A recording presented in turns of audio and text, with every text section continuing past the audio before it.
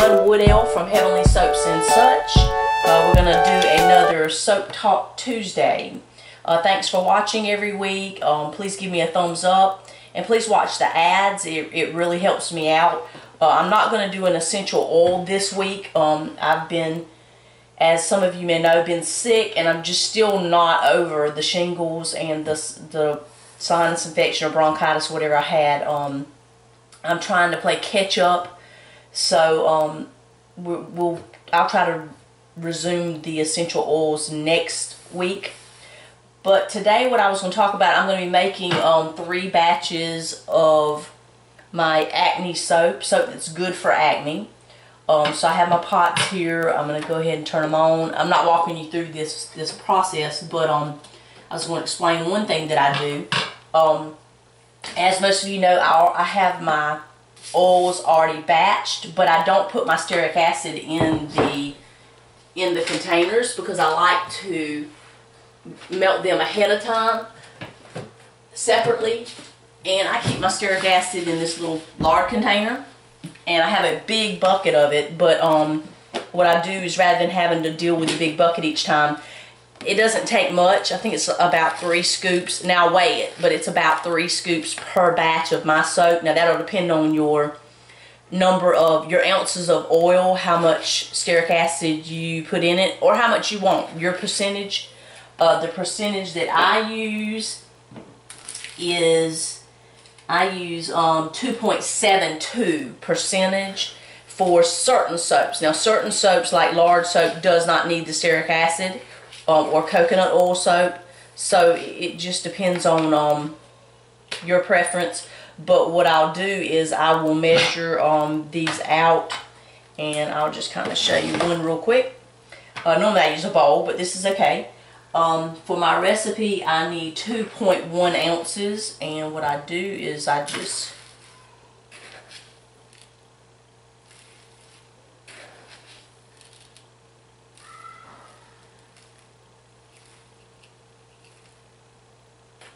I just need a little bit more. 2.1. So there's my 2.1. I will add it into a pot that's getting hot. And I usually try to spread it out around the edge of the pot, because it seems like the middle doesn't get as hot to begin with when I'm melting. So I spread it out around the perimeter of the container. Of the pot, right? So I'll do all 3 of these and in just a minute, but I'm not going to walk you through all of that. But that's how I do that. Now, also, most of my soaps, now this soap does not use oatmeal, but a lot of people buy the colloidal oatmeal, which I understand is really different. It dissolves in the water and it's completely like gone. I use oatmeal. And what I do is I buy organic oatmeal and I grind it all up at the same time, and I just keep it in this container. So I use a food processor and I sit there and grind up this whole container full. That way I don't have to mess with it each time, and I don't have to do it a bunch. This will last me a long time because all my soaps don't require oatmeal. But you just take the container of oatmeal, regular oatmeal, you put it in the food processor, let it process until it's really, really fine. I throw a dish towel over the top of it while I'm pressing the button. It just depends on your food processor. I don't want it to get powder everywhere. But then I use 1 cup. Now this is a half cup. This is a half cup. But I use 2 of these, which will be 1 cup in my batches of soap. Again, that's going to depend on that's going to depend on the amount of oils that you use, you know, your recipe, how much you want to use in it. What I normally do is I add my oatmeal to my super fats and just let it sit there and soften up really well while the soap is cooking. And then I add it right toward the end of the cook. But now, of course, if you're doing cold process, you can't do this like that. I'm not really sure how you would do the oatmeal with cold process. Not even sure if it's possible. Maybe that's why most people use the colloidal oatmeal. I'm not sure. But anyway, I keep it in this container in the cabinet, and it is ready for me when I need it. Also, with the acne soap, I use turmeric, and I use paprika. And I don't know where mine is right now, I have to find it. But I buy my turmeric in bulk for soap, and this is just a part of it. And then I just fill this container up, and it's a coffee container. As you can see, it's got my turmeric in it. And I just dip out what I need and just leave this up in the cabinet. And then when I need more, I just fill this container back up and then use this again. And I'm going to leave that out because I'm going to need that with my acne soap. This is my tray that I have been curing my soaps on recently.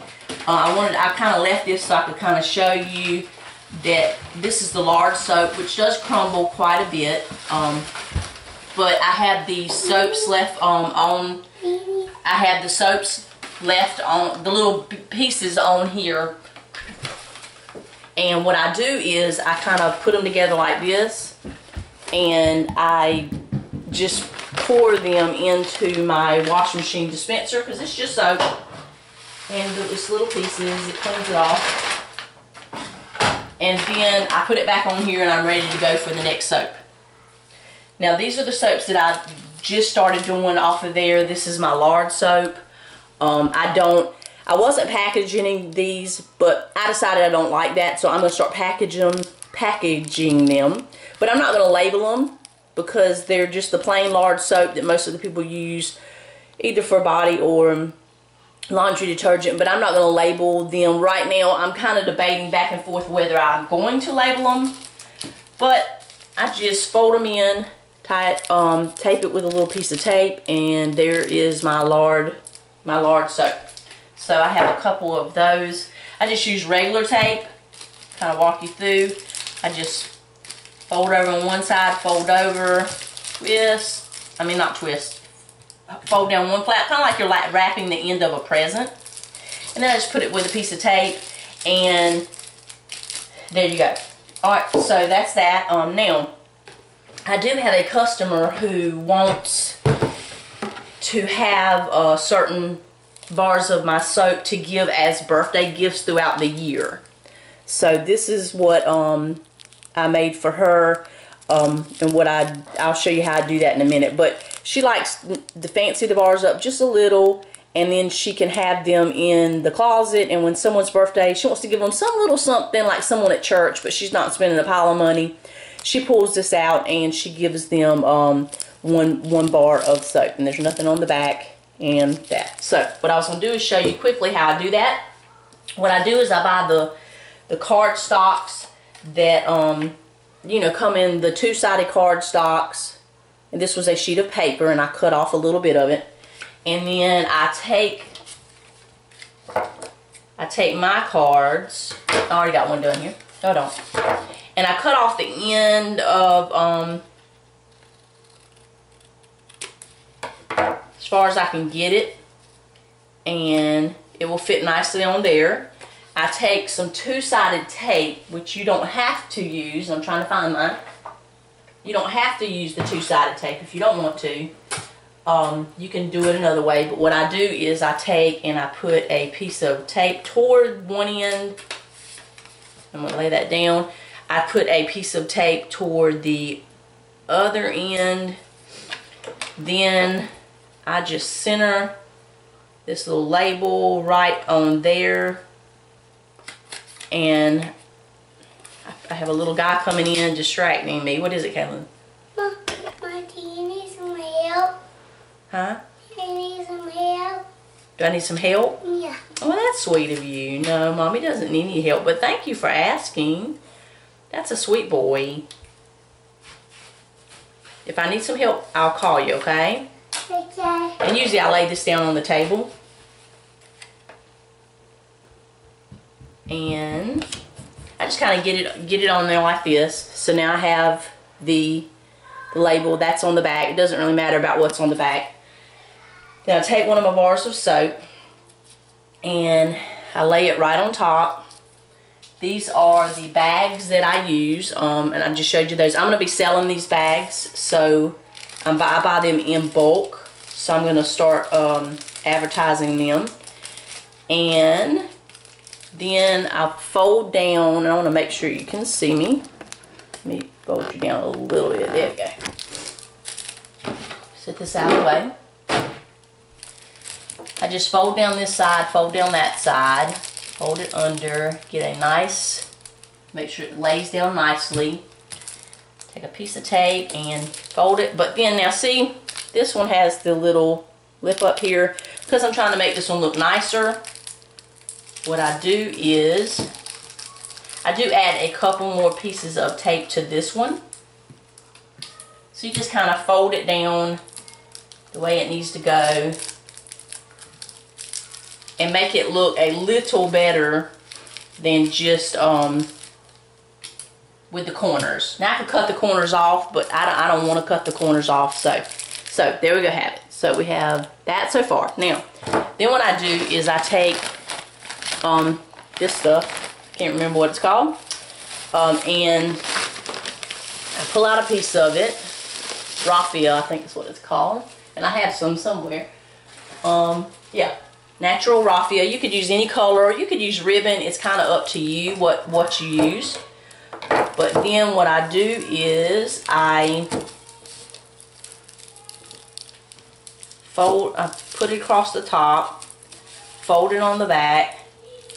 I mean, loop it like that on the back. Go back to the front. Now, this is where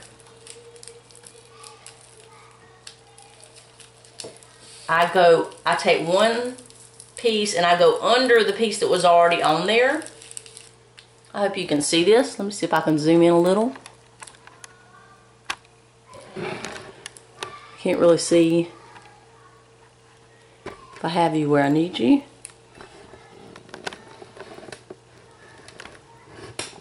Okay, maybe that's it. Try that. Alright, I go under that to this side. Then I hold that piece and I catch the end. And I go under this one. And I'm trying to keep my arm out of the way and it's kind of messing me up. Let me just kind of do it. Anyway, you go under the other one. Pull it this side. Okay, now what I do is I just tie it on there like it's a shoe, like you're tying the first part in your shoe. And I hold my finger so that get it nice and tight. Okay. Alright, now at this point what I do is I make sure that my raffia is in between my ingredients, and I don't worry about these right now, I'm not done, but in between my ingredients and my name. If I need to slide my name tag up a little, I slide it up right now, because what I'm going to do is I'm going to go ahead, take a little piece of tape, I tape it right on the end to hold that raffia there so it's not sliding up and down after I give it to the customer. Fix this side, put a piece of tape over here to hold it. Okay, and then what I do is I make a bow, and I'm not a really big bow person as far as making them. I like bows, but I'm just not, that's not my crafty side, is the bows and things. Alright, so do that. I don't like all this long piece. I probably could, and I might try this next time, is take one piece of raffia and cut it in half and get two out of it. I don't really know if that would or not, but what I do is I pull my strings down kind of like that, and I tape them. Now you may not want to, but I do. And I don't really have them where I want them. But you can.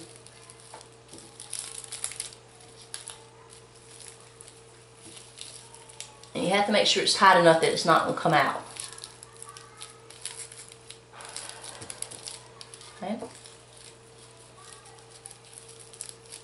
So there you have it. So, I kicked you. This was not quite the way I wanted. I'm going to have to play with it a little bit more. But anyway, so there you have it. Let me zoom out a little bit. And there's another bar of the soap that I will give her. And on the back it looks like that because, now you may want yours in the middle. Mine's on the end because I want it in between my little flower and where the name starts. I don't want it in the middle. So that's kind of up to you how you do them. But she wants 5 bars of these. So what I will do is I will make her 5 bars and get them to her, and she will put them up, and she'll have 5 bars of soap to give as little tiny birthday presents. And she's already told me that next Christmas, she said she didn't even think about it for this past Christmas, but next Christmas she definitely wants me to make her some of these and decorate them more Christmassy. And then she's gonna give, like when she wants to give somebody some little something for Christmas, then she's got a bar of soap that she can just put in a gift bag and give to them. So I was excited about that. I think that's going to do it for today. Like I said, packaging. I'm not usually creative with packaging. Usually my packaging consists of this and just the plain name. Like I said, I don't even usually worry about the ends. But this customer did want the packaging a little different. So I'm going to get off here and get started making my acne soaps. Thanks for watching. Please give me a thumbs up. And I will see you next time. Leave me a comment. I'm enjoying all of the comments. And I will see you next time. Bye.